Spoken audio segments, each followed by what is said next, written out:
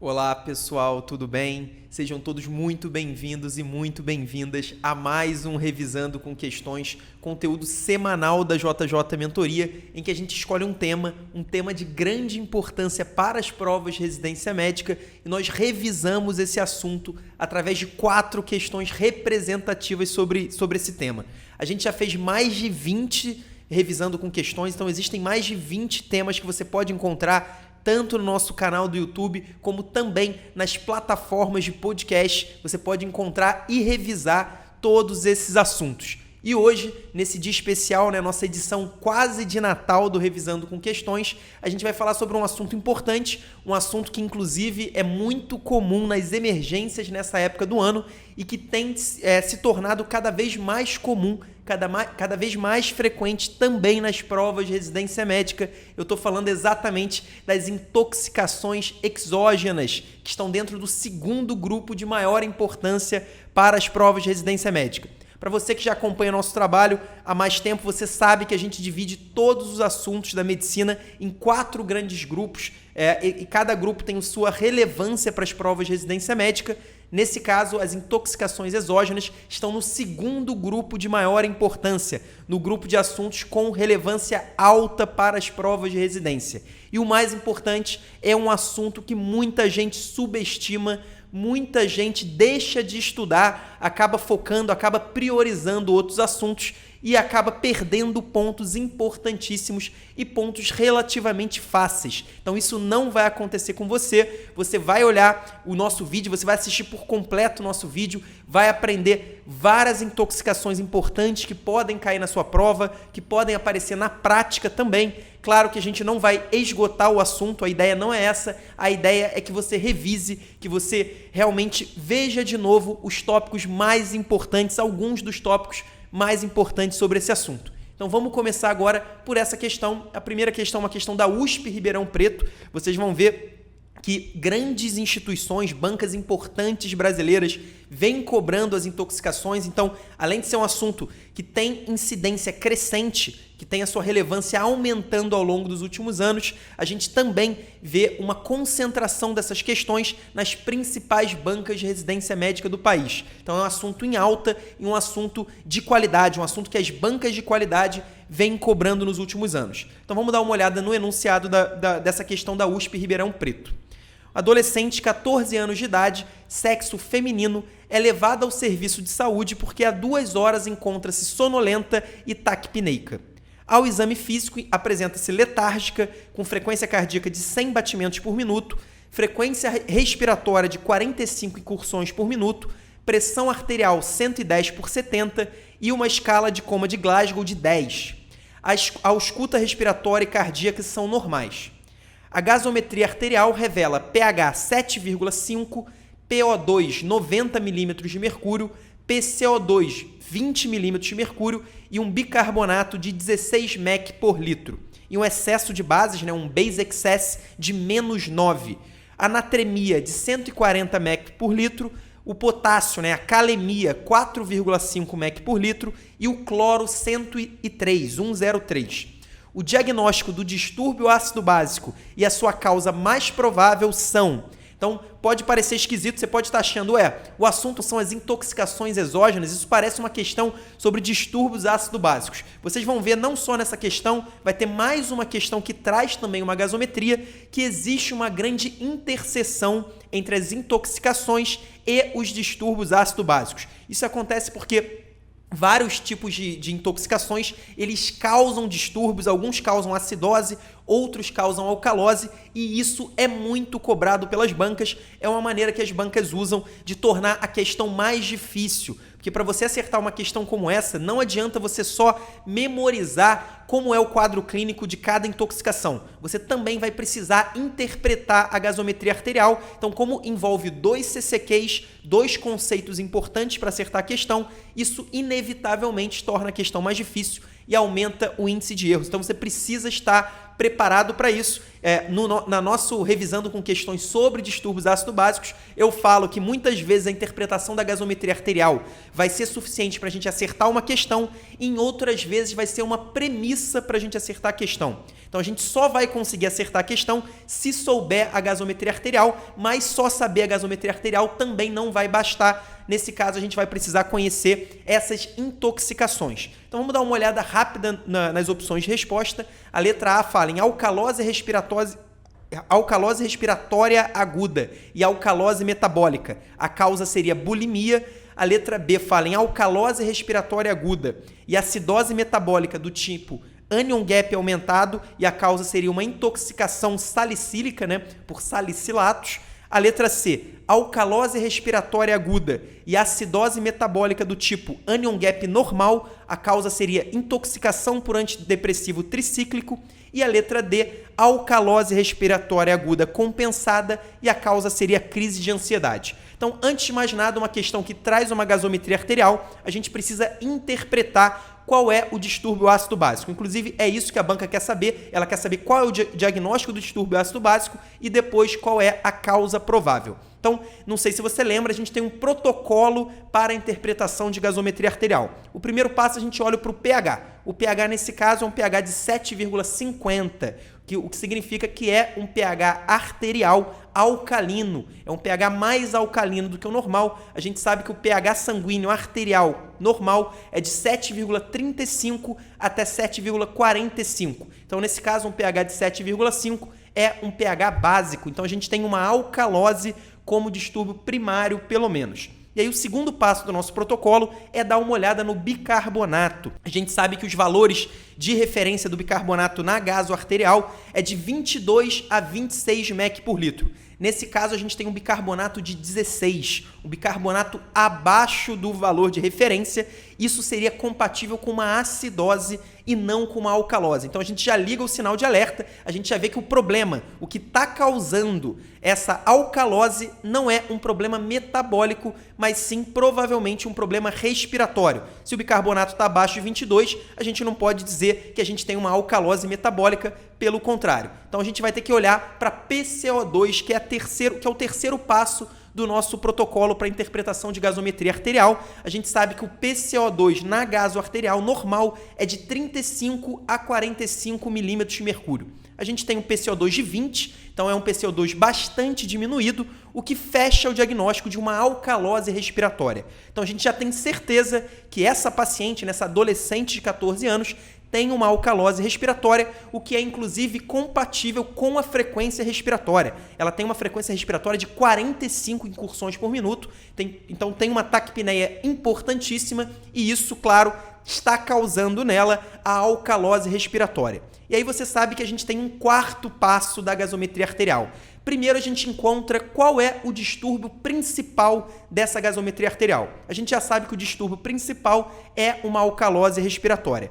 Porém, depois a gente tem que ver se a compensação esperada está acontecendo. A gente sabe que quando a gente tem uma alcalose metabólica, por exemplo, então imagina que a gente tem alguma causa de alcalose metabólica. Naturalmente, fisiologicamente, a gente vai ter uma resposta do nosso centro respiratório para tentar compensar nesse caso, uma alcalose metabólica. Como que a gente faria isso? Reduziria a frequência respiratória. Então, a gente tentaria compensar através de uma retenção de gás carbônico uma possível alcalose metabólica. Isso acontece para todos os distúrbios ácido-básicos. Então, se a gente tem uma acidose metabólica, que é o mais comum caindo nas provas de residência médica, a nossa compensação para essa redução do bicarbonato seria também uma redução da PCO2 através de uma taquipneia. Então, isso acontece normalmente. Nesse caso, como a gente tem uma alcalose respiratória, então a gente tem uma redução do PCO2, o esperado é que a gente também tenha uma redução do bicarbonato. Então a gente vai excretar mais bicarbonato para tentar compensar essa alcalose respiratória. No caso, isso está acontecendo. A gente está vendo que o bicarbonato está abaixo do valor de referência. Porém, a gente não sabe se está acontecendo com mais intensidade que deveria, com menos intensidade do que deveria, ou se está acontecendo realmente de maneira fisiológica. E para saber disso, infelizmente, a gente tem que decorar algumas fórmulas. No caso da acidose metabólica, que é o mais comum em prova de residência médica, você lembra que para a gente calcular o PCO2 esperado, a gente pega o valor de bicarbonato, multiplica por 1,5 e soma 8. Esse seria o PCO2 esperado num paciente com acidose metabólica. Já no caso da alcalose respiratória, que é um distúrbio pouco cobrado nas provas de residência médica, mas de qualquer jeito, o que você vai memorizar é que para cada 10 milímetros de mercúrio que cai no PCO2, então o PCO2 normal é de 40, a gente sabe que é 35 a 45, a gente considera o valor normal de 40. Para cada 10 milímetros de mercúrio que esse PCO2 cai na alcalose respiratória, então digamos, nesse caso a gente tem um PCO2 de 20, significa que caiu 20 milímetros de mercúrio em relação ao valor normal. Para cada 10 que cai, a gente diminui 2 do bicarbonato. Então, o normal é que o corpo, né, o nosso organismo, excrete e reduza em 2 mEq por litro o bicarbonato para cada 10 milímetros de mercúrio que cai no valor do PCO2. Pode parecer confuso, mas basicamente é o seguinte. Nesse caso, a gente tem um PCO2 de 20, o normal seria de 40, então caiu 20. Para cada 10, a gente diminui 2 do bicarbonato, o normal seria diminuir 4 mEq por litro de bicarbonato. Se a gente considerar o valor normal de bicarbonato como 22, que é o valor considerado, o normal seria estar um bicarbonato de 18 mEq por litro. Como vocês podem ver, a gente tem um bicarbonato de 16 mEq por litro, nesse caso, nessa gasometria arterial dessa adolescente. Ou seja, o bicarbonato caiu mais do que o esperado, mais do que o deveria para esse caso de alcalose respiratória, o que significa que, além de uma alcalose respiratória, nós temos também uma acidose metabólica. Então, a gente tem um distúrbio misto, a gente tem um distúrbio com alcalose respiratória e acidose metabólica. E aí, para comprovar isso, a gente pode e deve calcular o anion gap. Não sei se vocês lembram o que é o anion gap. O anion gap é uma medida que a gente sempre deve calcular quando nós temos uma acidose metabólica. Então, sempre que tiver uma questão de acidose metabólica, que você desconfie que tem uma acidose metabólica e a gente tiver os dados necessários para calcular o anion gap, a gente precisa calcular o anion gap. E quais são os dados necessários? A gente precisa ter a natremia, a concentração de sódio, que nesse caso é de 140, a gente precisa ter o valor de bicarbonato, nesse caso a gente tem, é um valor de 16, e nós precisamos ter também a cloremia, a concentração de cloro, que nesse caso é 103. E aí, como que a gente vai fazer o cálculo? A gente soma a concentração de cloro com o bicarbonato, então 103 mais 16 vai dar 119, pega a natremia e diminui dessa soma. Então, nesse caso, o sódio é 140 menos 119. Então, a gente tem um anion gap de 31, desculpe. Então, 31 é um anion gap aumentado. O anion gap normal é de 12, mais ou menos 4. Então, o anion gap normal é de 8 a 16. Então, nesse caso, obviamente, a gente tem um anion gap bastante aumentado e isso comprova o nosso diagnóstico de alcalose respiratória com acidose metabólica. Até aí tudo bem, então a gente identificou quais são os distúrbios ácido-básicos desse paciente.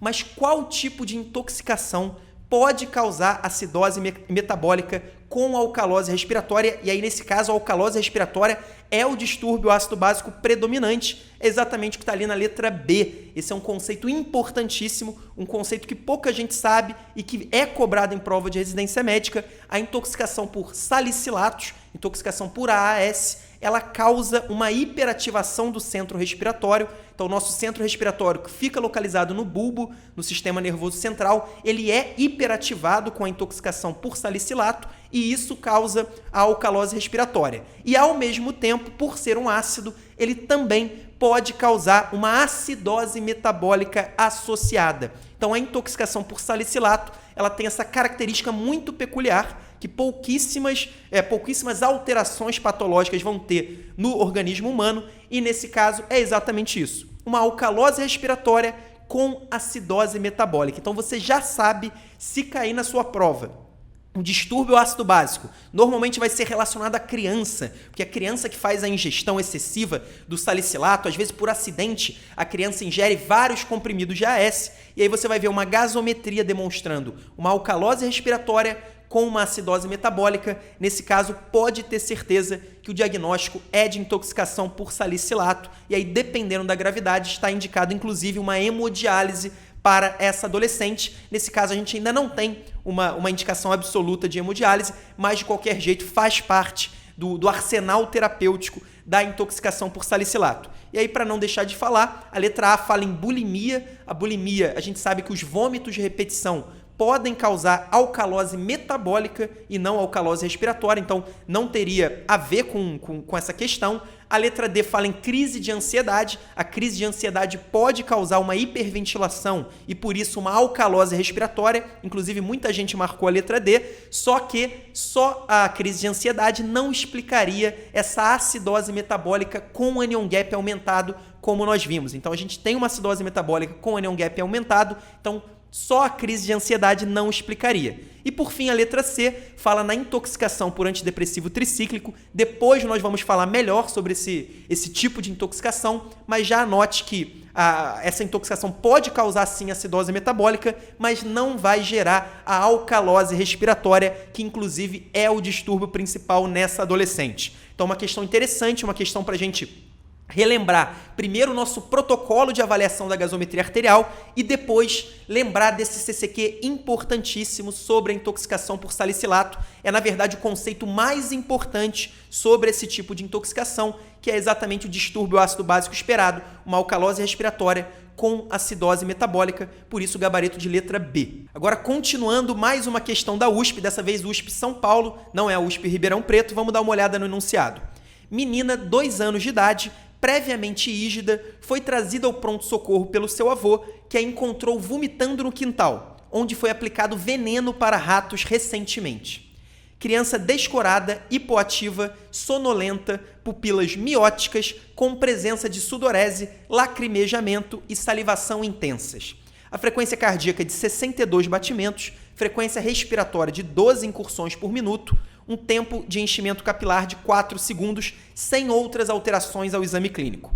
Para reversão do quadro atual, está indicado o uso de letra A, gluconato de cálcio, letra B, atropina, letra C, flumazenil e a letra D, um bicarbonato de sódio. Então, esse é o protótipo de questão mais comum sobre intoxicação exógenas. A gente viu na primeira questão uma questão que traz uma gasometria arterial, esse é um outro tipo de questão importante, até um tipo mais difícil, só que essa segunda questão, a questão da USP São Paulo, é o principal tipo de questão que você vai encontrar sobre esse assunto nas provas de residência médica. Basicamente, você vai ter um quadro clínico, você vai ter diversas alterações clínicas e você vai ter que identificar qual é a intoxicação mais provável. Nesse caso, a banca foi um pouco além e além de te cobrar que você soubesse qual é a intoxicação, ela vai cobrar que você saiba também qual é o tratamento de reversão dessa intoxicação. Então, não adiantava você saber somente o diagnóstico, você também precisava saber o tratamento. De qualquer jeito, vamos dar uma olhada no enunciado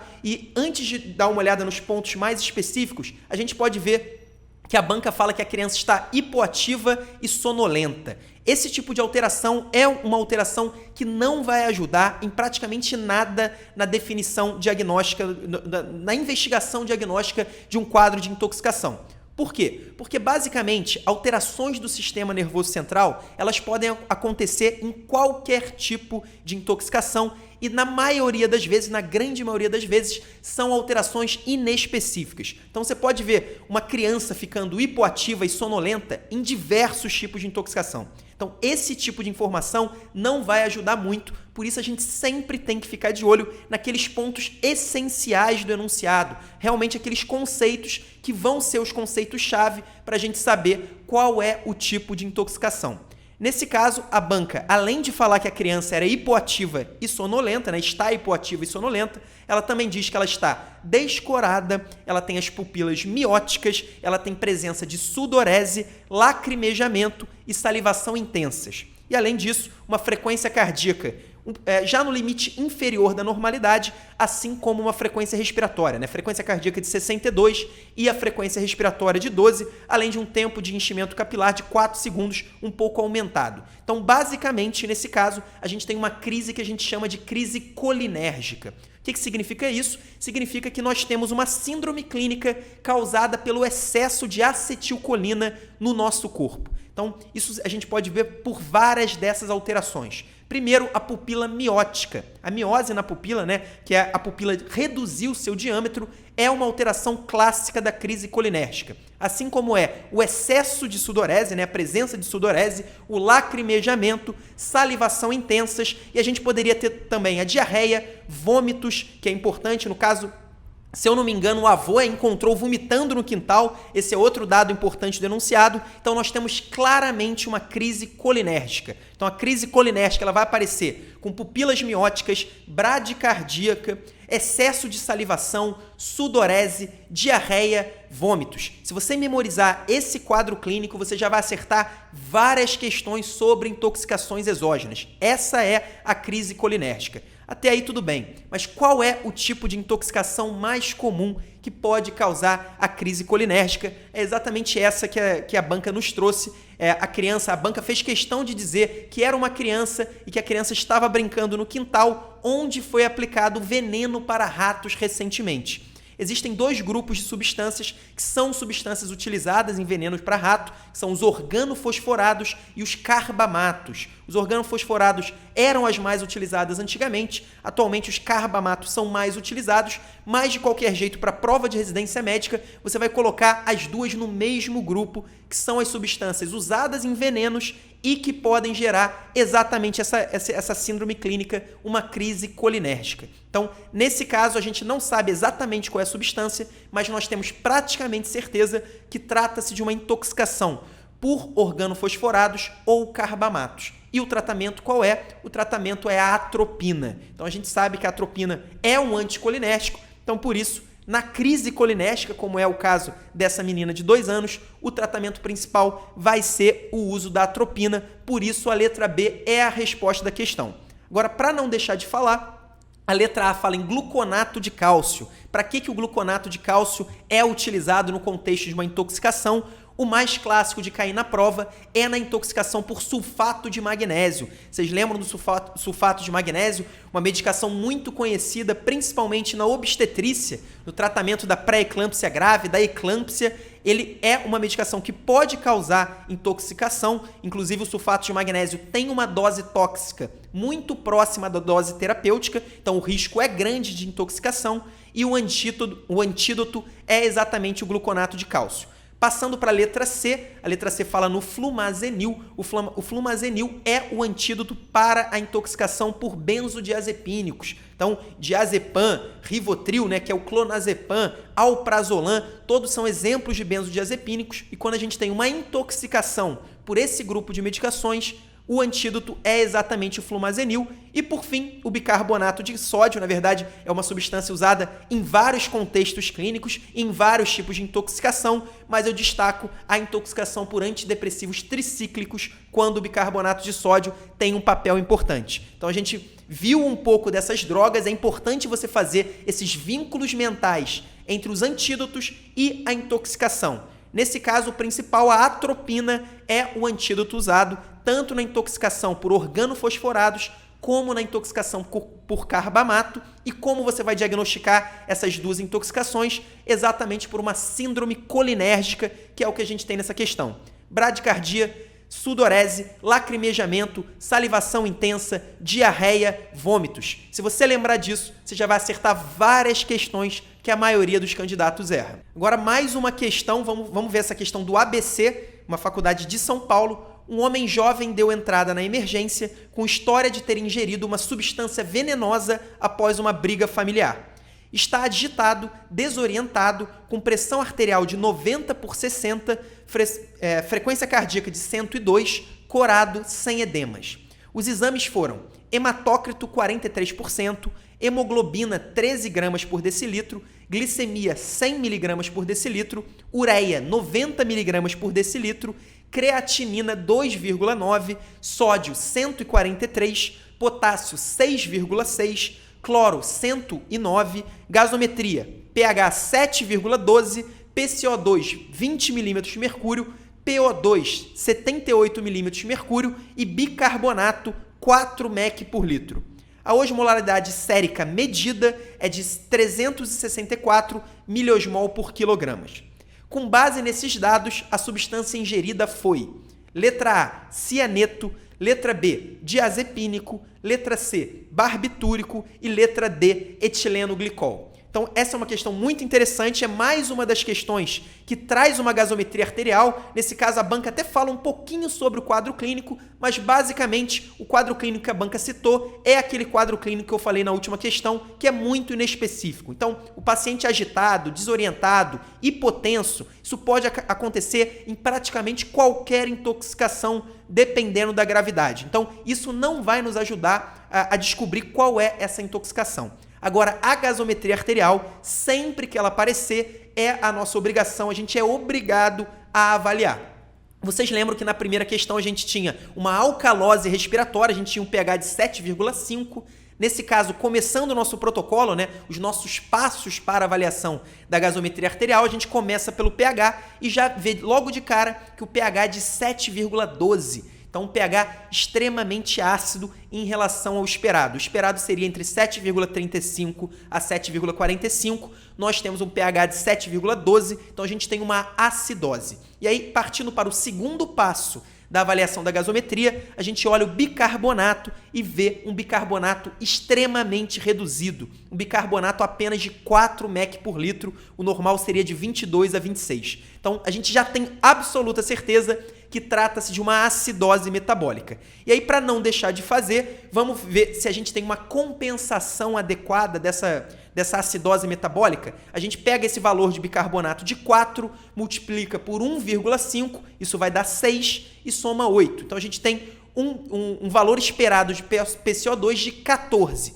Se a gente usar a nossa margem de erro, é de 12 a 16. Então, a gente tem um PCO2 acima do esperado, o que mostra que já existe uma acidose metabólica.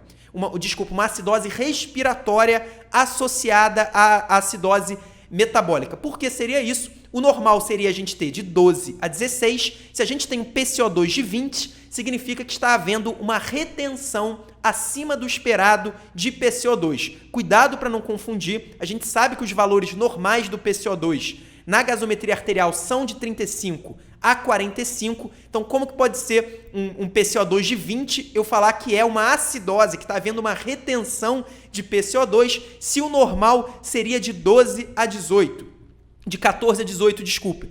Isso a gente não vai utilizar esse tipo de critério para avaliar os distúrbios mistos. Quando a gente está falando de distúrbio misto, a gente esquece o valor de referência e vai olhar só para o valor esperado de compensação. Nesse caso, multiplicando 4 por 1,5 dá 6, somando dá 8, então o valor é 14, de 12 a 16. 12 a 16 é o valor esperado de PCO2 nesse caso. Se o PCO2 está 20, está assim ocorrendo uma retenção de gás carbônico, ou seja, uma acidose respiratória.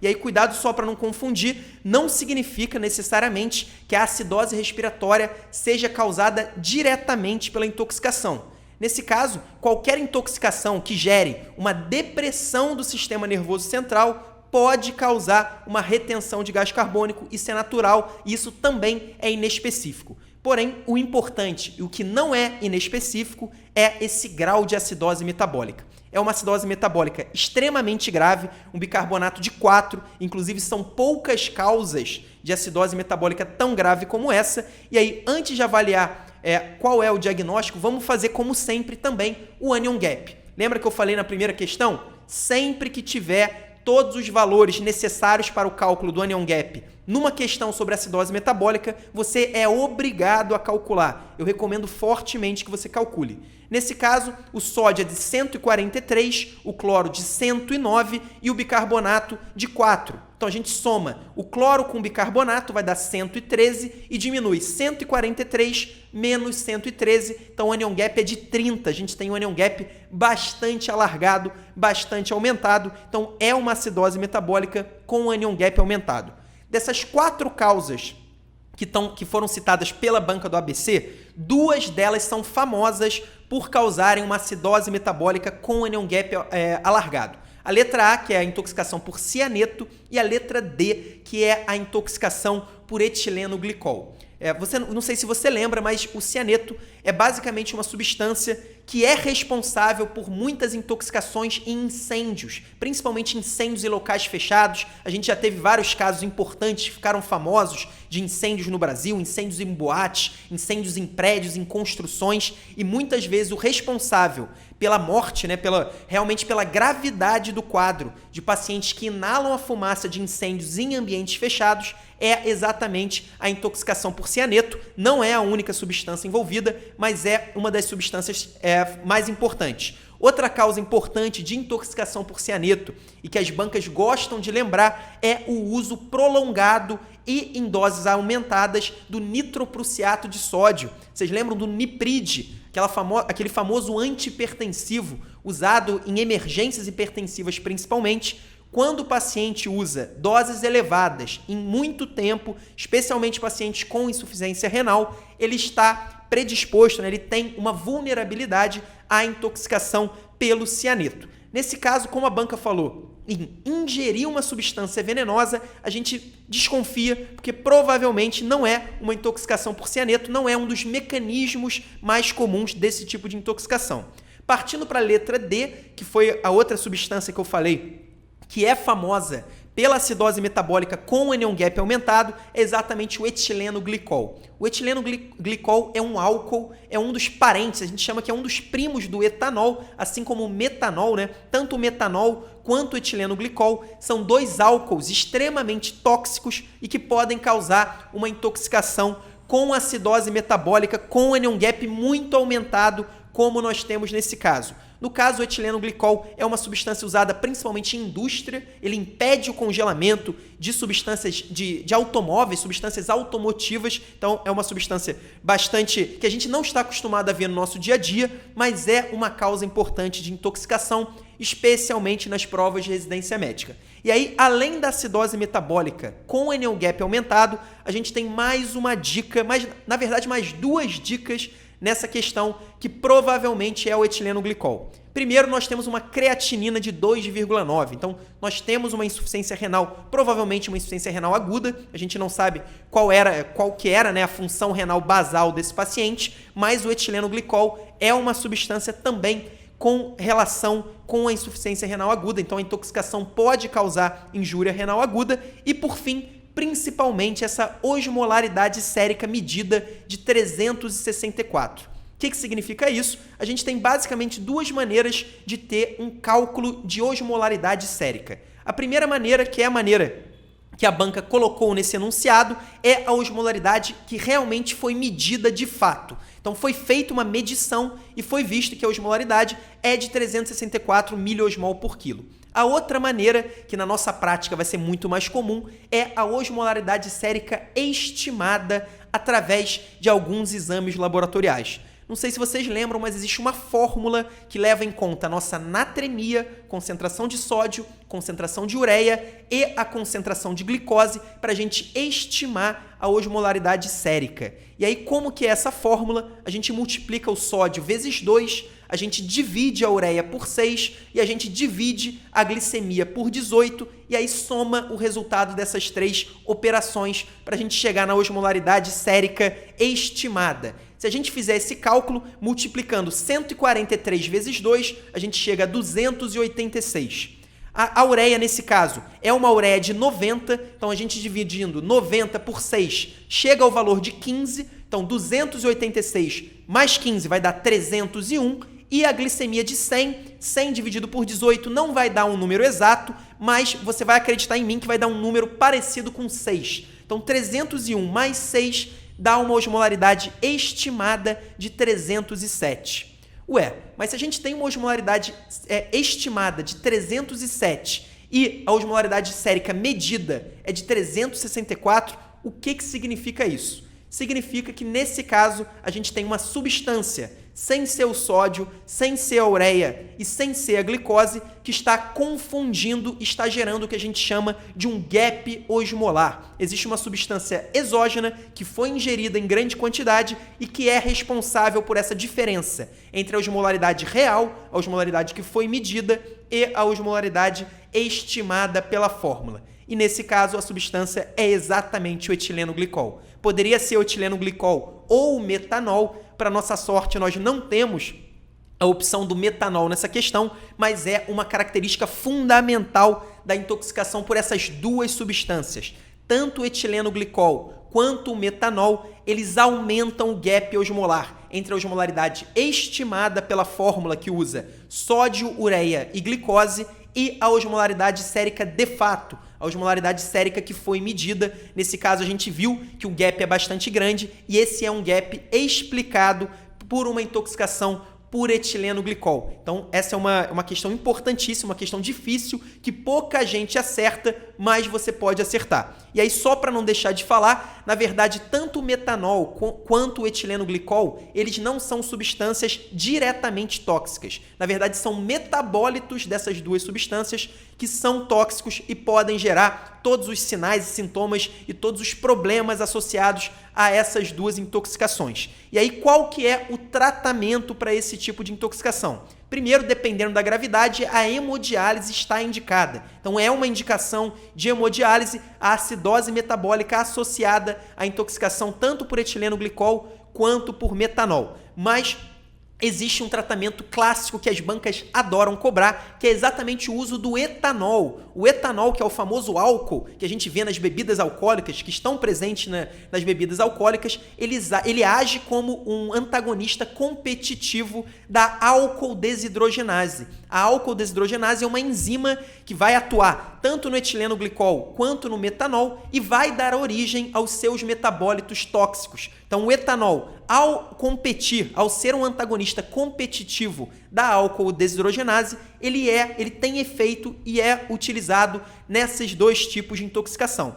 Porém, apesar desse fato curioso, que é muito cobrado pelas bancas, o etanol não é a primeira escolha como antagonista da álcool desidrogenase. A primeira escolha é uma medicação chamada de fomepizol. O fomepizol, ele é melhor do que o etanol. Eu, sinceramente, não lembro do fomepizol ser cobrado em prova de residência, e sim o etanol, né? Por ser uma informação muito mais curiosa, muito mais contraintuitiva. A gente sabe que as bancas adoram conceitos contraintuitivos, por isso, provavelmente, elas cobram mais o etanol, mas você não pode deixar de saber que a principal medicação usada como antagonista da álcool desidrogenase é o fomepizol. Isso vale tanto para intoxicação por etileno glicol, como essa questão, quanto para intoxicação por metanol. São conceitos importantes que podem ser cobrados em questões difíceis para você. Por fim, mais uma questão da Unifesp, na verdade é a primeira questão da Unifesp, mais uma questão do estado de São Paulo. Vamos dar uma olhada no enunciado.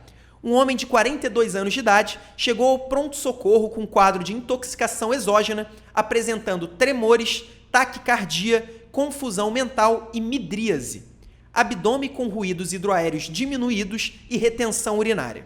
A pele encontrava-se seca, quente e bem avermelhada. A pupila encontrava-se bem dilatada à mínima exposição à luz. Qual é o agente mais provavelmente relacionado a essa intoxicação? Então, esse é mais uma vez o protótipo da questão mais comum sobre intoxicação. Vai ter um quadro clínico, você vai ter que, a partir do quadro clínico, chegar à principal hipótese de substância responsável pela intoxicação.